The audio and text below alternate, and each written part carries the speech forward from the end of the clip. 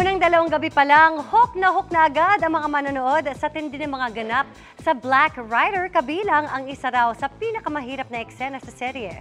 Pero patikim pa lang yan dahil mas marami pang aabangan sa certified hit action-packed series. Makichika kay Nelson Canlas. Yan. Higpitan mo yung... Yeah. Nagsisimula pa lang ang pag-iibigang Elias at Bernice.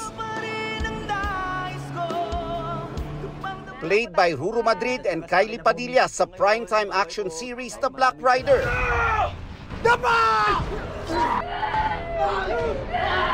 Na maalam agad si Bernice matapos ang brutal na pagpatay sa kanya.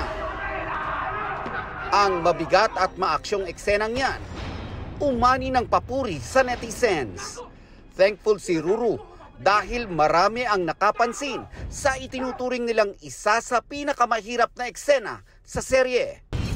Sobrang nakataba ng puso kay Nelson kasi syempre yung pagod ba, yung parang super worth it, lahat ng pagod, lahat ng hirap na pinagdaanan namin sa proyekto na ito. We promise to always give our best in every scene sa ginagawa namin because deserve niyo po na mabigyan po ng magandang programa. Dahil certified hit agad ang Black Rider, lalo raw na inspire ang cast. Very, very overwhelming to see all the positive response.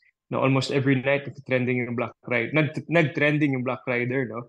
So magpapasalamat po tayo sa lahat ng mga kapuso po natin. Excited dahil wala pang mga action scenes, no? We don't kay Paeng Policarpio, so sana abangan ng mga tao. Mas kaabang-abang pa ang mga susunod na eksena, lalo na pagdating ng malalaking karakter. Tayong sumabit dito. Malaga? Ha? Si John Lucas, ngayon pa lang pinansagan ng most hated villain on primetime TV. Di ba sabi ko mapapatay dyan? Dahil sa pagpapahirap niya sa karakter ni Ruru.